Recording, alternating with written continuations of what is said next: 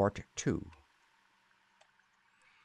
Ami would give me no added particulars of this scene, but the shape in the corners does not reappear in his tale as a moving object. There are things which cannot be mentioned, and what is done in common humanity is sometimes cruelly judged by the law. I gathered that no moving thing was left in that attic room, and that to leave anything capable of motion there would have been a deed so monstrous as to damn any accountable being to eternal torment. Anyone but a stolid farmer would have fainted or gone mad. But Ami walked conscious through that low doorway and locked the accursed secret behind him. There would be Nahum to deal with now. He must be fed and tended and removed to some place where he could be cared for. Commencing his descent of the dark stairs, Ami heard a thud below him. He even thought a scream had been suddenly choked off, and recalled nervously the clammy vapor which had brushed by him in that frightful room above. What presence had his cry and entry started up? Halted by some vague fear, he heard still further sounds below. Indubitably there was a sort of heavy dragging, and the most detestably sticky noise, as of some fiendish and unclean species of suction. With an associative sense goaded to feverish heights, he thought unaccountably of what he had seen upstairs. Good God! What eldritch dream world was this into which he had blundered? He dared move neither backward nor forward, but stood there trembling at the black curve of the boxed-in staircase. Every trifle of the scene burned itself into his brain. The sounds, the sense of dread expectancy, the darkness, the steepness of the narrow stairs, and, merciful heaven, the faint but unmistakable luminosity of all the woodwork in sight, steps, sides, exposed laths and beams alike. Then there burst forth a frantic whinny from Ami's horse outside, followed at once by a clatter which told of a frenzied runaway. In another moment horse and buggy had gone beyond earshot, leaving the frightened man on the dark stairs to guess what had sent them. But that was not all. There had been another sound out there. A sort of liquid splash. Water. It must have been the well. He had left Hero untied near it, and the buggy wheel must have brushed by the coping and knocked in a stone. And the still pale phosphorescence glowed in that detestably ancient woodwork. God, how old the house was! Most of it built before 1700. A feeble scratching on the door downstairs now sounded distinctly, and Ami's grip tightened on a heavy stick he had picked up in the attic for some purpose. Slowly nerving himself, he finished his descent and walked boldly toward the kitchen. But he did not complete the walk, because what he sought was no longer there. It had come to meet him, and it was still alive after a fashion. Whether it had crawled or whether it had been dragged by any external forces, Ami could not say. But the death had been at it. Everything had happened in the last half hour, but collapse, graying, and the disintegration were already far advanced. There was a horrible brittleness, and dry fragments were scaling off. Ami could not touch it, but looked horrifiedly into the distorted parody that had been a face. "What was it, Nahum? What was it?" he whispered, and the cleft, bulging lips were just able to crackle out a final answer. "Nothing, nothing. The color, it burns. Cold and wet, but it burns. It lived in the well. I seen it. A kind of smoke, just like the flowers. Last spring, the well shone at night. Thad and Merwin and Zenas, everything alive. Sucking the life out of everything. In that stone. It must have come in that stone. Poisoned the whole place. Don't know what it wants.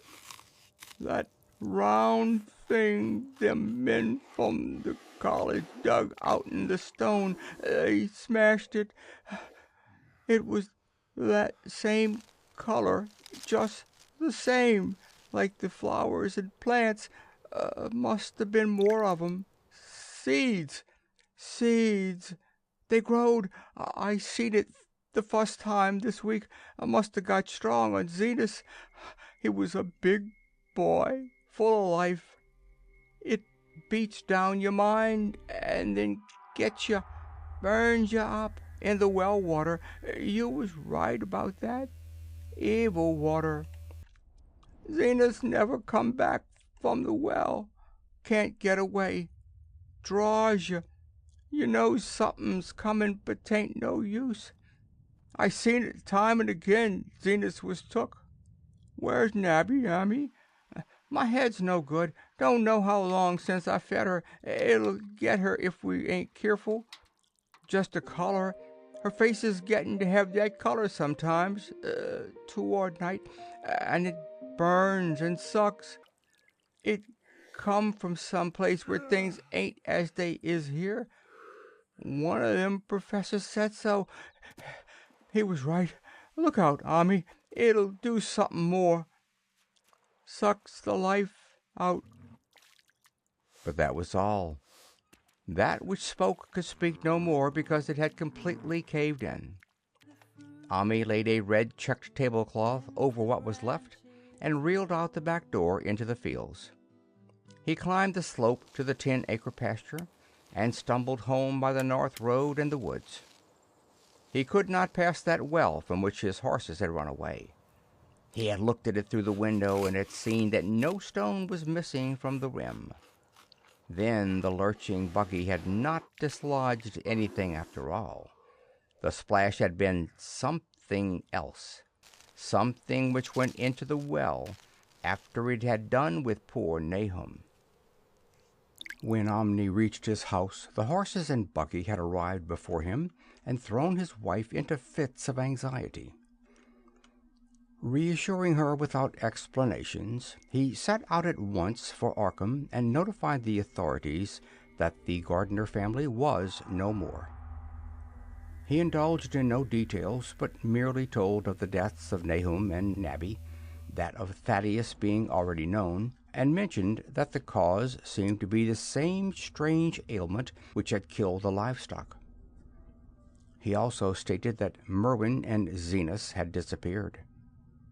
There was considerable questioning at the police station, and in the end Ami was compelled to take 3 officers to the Gardner farm, together with the coroner, the medical examiner, and the veterinary who had treated the deceased animals.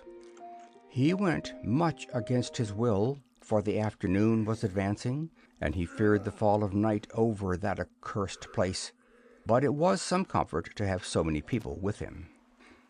The 6 men drove out in a Democrat wagon, following Ami's buggy, and arrived at the pest-ridden farmhouse about 4 o'clock. Used as the officers were to gruesome experiences, not one remained unmoved at what was found in the attic and under the red-checked tablecloth on the floor below. The whole aspect of the farm, with its gray desolation, was terrible enough. But those 2 crumbling objects were beyond all bounds. No one could long look at them, and even the medical examiner admitted that there was very little to examine. Specimens could be analyzed, of course, so he busied himself in obtaining them, and here it develops that a very puzzling aftermath occurred at the college laboratory, where the 2 phials of dust were finally taken. Under the spectroscope, both samples gave off an unknown spectrum, in which many of the baffling bands were precisely like those which the strange meteor had yielded in the previous year. The property of emitting this spectrum vanished in a month, and the dust thereafter consisted mainly of alkaline phosphates and carbonates. Ami would not have told the men about the well if he had thought they meant to do anything then and there. It was getting towards sunset, and he was anxious to be away. but he could not help glancing nervously at the stony curb by the great sweep, and when a detective questioned him, he admitted that Nahum had feared something down there, so much so that he had never even thought of searching it for Merwin or Zenas. After that, nothing would do but that they empty and explore the well immediately. So Ami had to wait trembling while pail after pail of rank water was hauled up and splashed on the soaking ground outside. The men sniffed in disgust at the fluid, and toward the last held their noses against a fetor they were uncovering. It was not so long a job as they had feared it would be, since the water was phenomenally low. There is no need to speak too exactly of what they found. Merwin and Zenas were both there, in part, though the vestiges were mainly skeletal. There were also a small deer and a large dog in about the same state, and a number of bones of smaller animals. The ooze and slime at the bottom seemed inexplicably porous and bubbling, and a man who descended on handholds with a long pole found that he could sink the wooden shaft to any depth in the mud of the floor without meeting any solid obstruction. Twilight had now fallen, and lanterns were brought from the house. Then, when it was seen that nothing further could be gained from the well, everyone went indoors and conferred in the ancient sitting-room, where the intermittent light of a spectral half-moon played wanly on the gray desolation outside.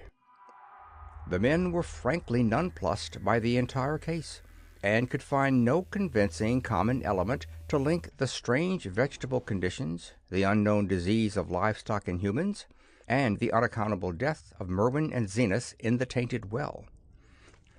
They had heard the common country talk, it is true, but could not believe that anything contrary to natural law had occurred. No doubt the meteor had poisoned the soil, but the illness of person and animals who had eaten nothing grown in that soil was another matter. Was it the well water? Very possibly. It might be a good idea to analyze it, but what peculiar madness could have made both boys jump into the well? Their deeds were so similar, and the fragments showed that they had both suffered from the gray, brittle death. Why was everything so gray and brittle? It was the coroner, seated near a window overlooking the yard, who first noticed the glow about the well. Night had fully set in, and all the abhorrent grounds seemed faintly luminous with more than the fitful moonbeams. But this new glow was something definite and distinct, and appeared to shoot up from the black pit like a softened ray from a searchlight, giving dull reflections in the little ground pools where the water had been emptied. It was a very queer color, and as all the men clustered around the window, Ami gave a violent start. For this strange beam of ghastly miasma was to him of no unfamiliar hue. He had seen that color before, and feared to think what it might mean. He had seen it in the nasty brittle globule in that aerolite 2 summers ago, and had seen it in the crazy vegetation of the springtime, and had thought he had seen it for an instant that very morning against the small barred window of that terrible attic room where nameless things had happened. It had flashed there a second, and a clammy and hateful current of vapor had brushed past him, and then poor Nahum had been taken by something of that color. He had said so at the last, said it was like the globule and the plants. After that had come the runaway in the yard and the splash in the well, and now that well was belching forth to the night a pale, insidious beam of the same demoniac tint. It does credit to the alertness of Ami's mind that he puzzled even at that tense moment over a point which was essentially scientific. He could not but wonder at his gleaning of the same impression from a vapor glimpsed in the daytime against a window opening in the morning sky, and from a nocturnal exhalation seen as a phosphorescent mist against the black and blasted landscape. It wasn't right. It was against nature. And he thought of those terrible last words of his stricken friend.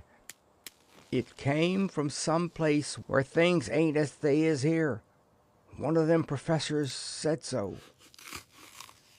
All 3 horses outside, tied to a pair of shriveled saplings by the road, were now neighing and pawing frantically. The wagon driver started for the door to do something, but Ami laid a shaky hand on his shoulder. "Don't go out there," he whispered. "There's more to this nor what we know. Nahum said something lived in the well that sucks your life out.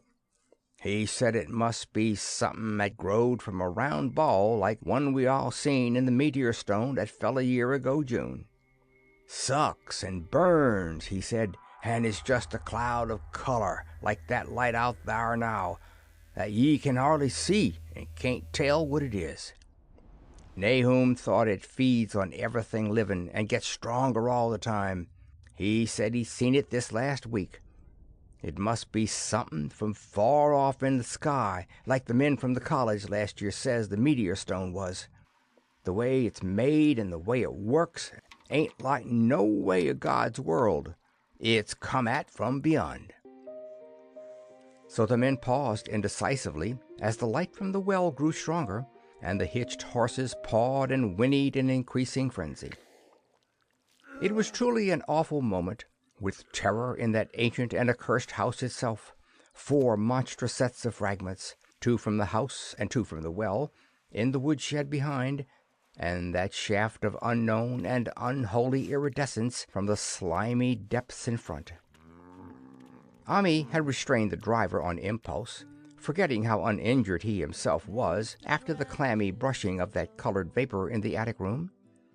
But perhaps it is just as well that he acted as he did.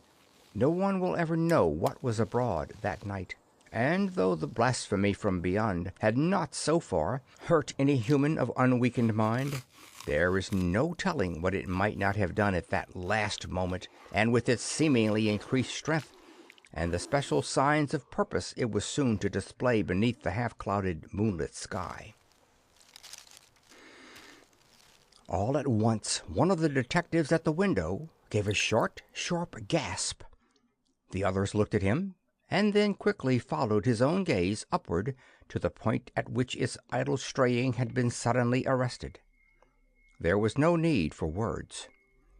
What had been disputed in country gossip was disputable no longer, and it is because of the thing which every man of that party agreed in whispering later on, that strange days are never talked about in Arkham. It is necessary to premise that there was no wind at that hour of the evening. One did arise not long afterward, but there was absolutely none then. Even the dry tips of the lingering hedge mustard, gray and blighted, and the fringe on the roof of the standing Democrat wagon were unstirred. And yet, amid that tense, godless calm, the high, bare boughs of all the trees in the yard were moving. They were twitching morbidly and spasmodically, clawing in convulsive and epileptic madness at the moonlit clouds, scratching impotently in the noxious air as if jerked by some allied and bloodless line of linkage with subterranean horrors writhing and struggling below the black roots.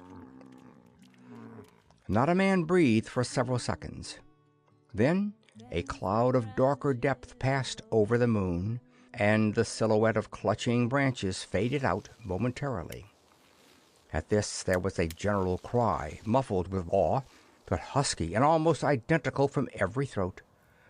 For the terror had not faded with the silhouette, and in a fearsome instant of deeper darkness, the watchers saw, wriggling at the treetop height, 1,000 tiny points of faint, unhallowed radiance, tipping each bough like the fire of St. Elmo's or the flames that come down on the apostles' heads at Pentecost. It was a monstrous constellation of unnatural light, like a gutted swarm of corpse-fed fireflies dancing hellish sarabands over the accursed marsh, and its color was that same nameless intrusion which Ami had come to recognize and dread. All the while the shaft of phosphorescence from the well was getting brighter and brighter, bringing to the minds of the huddled men a sense of doom and abnormality, which far outraced any image their conscious minds could form. It was no longer shining out, it was pouring out, and as the shapeless stream of unplaceable color left the well, it seemed to flow directly into the sky. The veterinary shivered and walked to the front door to drop the heavy extra bar across it. Ami shook no less, and had to tug and point for lack of a controllable voice when he wished to draw notice to the growing luminosity of the trees. The neighing and stamping of the horses had become utterly frightful, but not a soul of that group in the old house would have ventured forth for any earthly reward. With the moments, the shining of the trees increased, while their restless branches seemed to strain more and more toward verticality.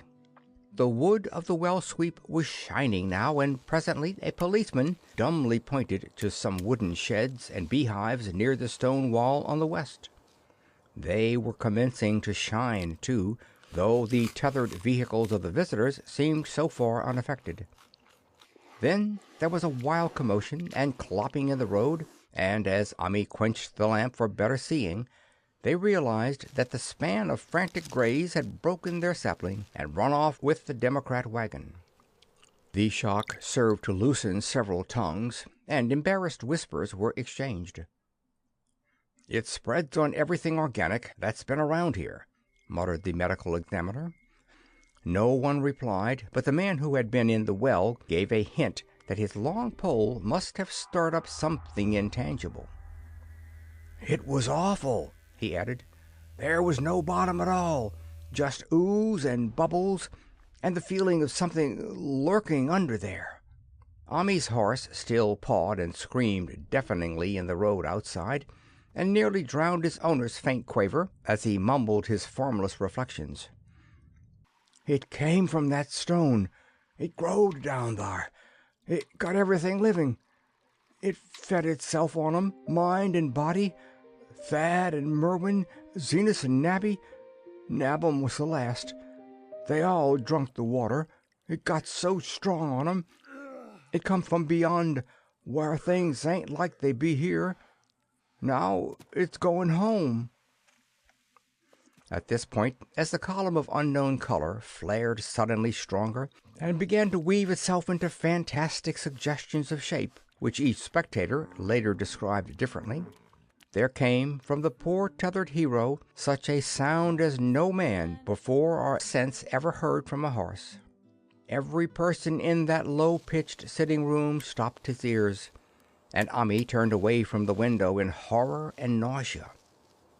Words could not convey it. When Ami looked out again, the hapless beast lay huddled inert on the moonlit ground between the splintered shafts of the buggy. That was the last of Hero till they buried him next day. But the present was no time to mourn, for almost at this instant a detective silently called attention to something terrible in the very room with them. In the absence of the lamplight, it was clear that a faint phosphorescence had begun to pervade the entire apartment. It glowed on the broad planked floor where the rag carpet left it bare, and shimmered over the sashes of the small paned windows.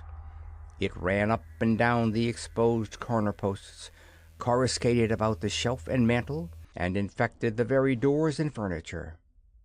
Every minute saw it strengthen, and at last it was very plain that healthy living things must leave that house. Ami showed them the back door and the path up through the fields to the 10-acre pasture. They walked and stumbled as in a dream, and dare not look back till they were far away on the high ground. They were glad of the path, for they could not have gone the front way by that well. It was bad enough passing the glowing barn and sheds, and those shining orchard trees with their gnarled, fiendish contours, but thank heavens the branches did their worst twisting high up. The moon went under some very black clouds as they crossed the rustic bridge over Chapman's Brook, and it was blind groping from there to the open meadows. When they looked back toward the valley and the distant Gardner place at the bottom, they saw a fearsome sight. All the farm was shining with the hideous, unknown blend of color. trees, building, and even grass and herbage, as had not been wholly changed to lethal gray brittleness. The boughs were all straining skyward, tipped with tongues of foul flame, and lambent tricklings of the same monstrous fire were creeping about the ridge-poles of the house, barn, and sheds. It was a scene from a vision of Fuseli, and over all the rest reigned that riot of luminous amorphousness, that alien and undimensioned rainbow of cryptic poison from the well, seething, feeling, lapping, reaching, scintillating, straining, and malignly bubbling in its cosmic and unrecognizable chromaticism. Then, without warning, the hideous thing shot vertically up toward the sky like a rocket or meteor, leaving behind no trail, and disappearing through a round and curiously regular hole in the clouds before any man could gasp or cry out. No watcher can ever forget that sight, and Ami stared blankly at the stars of Cygnus, Deneb twinkling above the others, where the unknown color had melted into the Milky Way. But his gaze was the next moment called swiftly to earth by the crackling in the valley. It was just that, only a wooden ripping and crackling, and not an explosion, as so many others of the party vowed.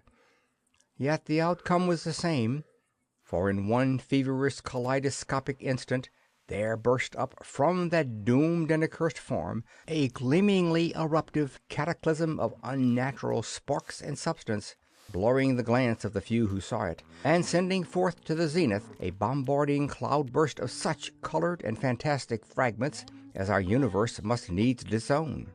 Through quickly reclosing vapors they followed the great morbidity that had vanished, and in another second they had vanished too.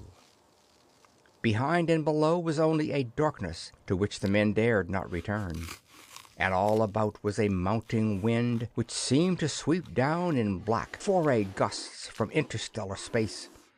It shrieked and howled and lashed the fields and distorted woods in a mad cosmic frenzy, till soon the trembling party realized it would be no use waiting for the moon to show what was left down there in Nahum's. Too awed even to hint theories, the 7 shaken men trudged back toward Arkham by the north road. Ami was worse than his fellows, and begged them to see him inside his own kitchen, instead of keeping straight on to the town. He did not wish to cross the blighted, wind-whipped woods alone to his home on the main road, for he had had an added shock that the others were spared, and was crushed forever with a brooding fear he dared not even mention for many years to come. As the rest of the watchers on that tempestuous hill had stolidly set their faces toward the road, Ami had looked back an instant at the shadowed valley of desolation so lately sheltering his ill-starred friend, and from that stricken, far-away spot he had seen something feebly rise, only to sink down again upon the place from which the great shapeless horror had shot into the sky. It was just a color, but not any color of our earth or heavens, and because Omni recognized that color, and knew that this last faint remnant must still lurk down there in the well, he has never been quite right since. Ami would never go near the place again. It is 44 years now since the horror happened, but he has never been there, and will be glad when the new reservoir blots it out. I shall be glad too, for I do not like the way the sunlight changed color around the mouth of that abandoned well I passed. I hope the water will always be very deep, but even so, I shall never drink it. I do not think I shall visit the Arkham country hereafter. 3 of the men who had been with Ami returned the next morning to see the ruins by daylight, but there were not any real ruins, only the bricks of the chimney, the stones of the cellar, some mineral and metallic litter here and there, and the rim of that nefandous well. Save for Omni's dead horse, which they towed away and buried, and the buggy which they shortly returned to him, everything that had ever been living had gone. 5 eldritch acres of dusty, gray desert remained, nor has anything ever grown there since. To this day it sprawls open to the sky like a great spot eaten by acid in the woods and fields, and the few who have ever dared glimpse it in spite of the rural tales have named it the Blasted Heath. The rural tales are queer. They might be even queerer if city men and college chemists could be interested enough to analyze the water from that disused well, or the gray dust that no wind seems ever to disperse. Botanists, too, ought to study the stunted flora on the borders of that spot, for they might shed light on the country notion that the blight is spreading, little by little, perhaps an inch a year. People say the color of the neighboring herbage is not quite right in the spring, and that wild things leave queer prints in the light winter snow. Snow never seems quite so heavy on the Blasted Heath as it is elsewhere. Horses, the few that are left in this motor age, grow skittish in the silent valley, and hunters cannot depend on their dogs too near the splotch of grayish dust. They say the mental influences are very bad, too. Numbers went queer in the years after Nahum's taking, and always they lacked the power to get away. Then the stronger-minded folks all left the region, and only the foreigners tried to live in the crumbling old homesteads. They could not stay, though, and one sometimes wonders what insight beyond ours their wild, weird stories of whispered magic have given them. Their dreams at night, they protest, are very horrible in that grotesque country, and surely the very look of the dark realm is enough to stir a morbid fancy. No traveler has ever escaped a sense of strangeness in those deep ravines, and artists shiver as they paint thick woods, whose mystery is as much of the spirits as of the eye. I myself am curious about the sensation I derived from my one lone walk before Ami told me his tale. When twilight came, I had vaguely wished some clouds would gather, for odd timidity about the deep skyey voids above had crept into my soul. Do not ask me for my opinion. I do not know, that is all. There was no one but Ami to question, for Arkham people will not talk about the strange days, and all 3 professors who saw the aerolite and its colored globule are dead. There were other globules, depend upon that. One must have fed itself and escaped, and probably there was another which was too late. No doubt it is still down the well. I know there was something wrong with the sunlight I saw above that miasmal brink. The rustics say the blight creeps an inch a year, so perhaps there is a kind of growth or nourishment even now. But whatever demon hatchling is there, it must be tethered to something, or else it would quickly spread. Is it fastened to the roots of those trees that claw the air? One of the current Arkham tales is about fat oaks that shine and move as they ought not to at night. What it is, only God knows. In terms of matter, I suppose, the thing Ami described would be called a gas, but this gas obeyed laws that were not of our cosmos. This was no fruit of such worlds and suns as shine on the telescopes and photographic plates of our observatories.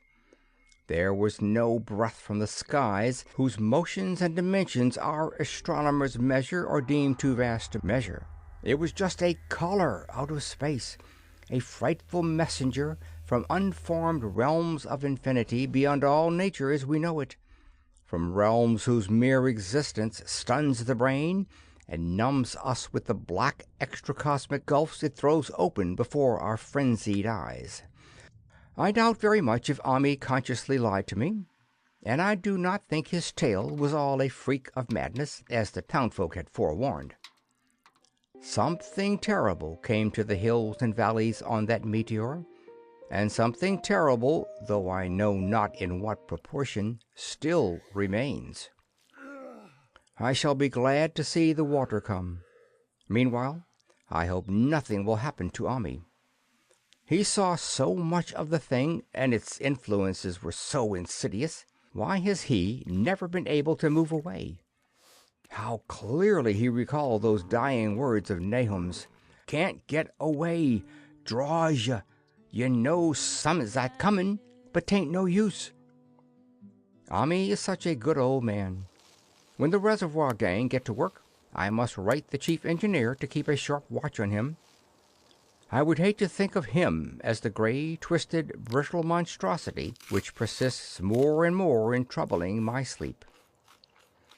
End of Part 2. End of The Color Out of Space by H.P. Lovecraft. This story read by Phil Chenevert. June 2022.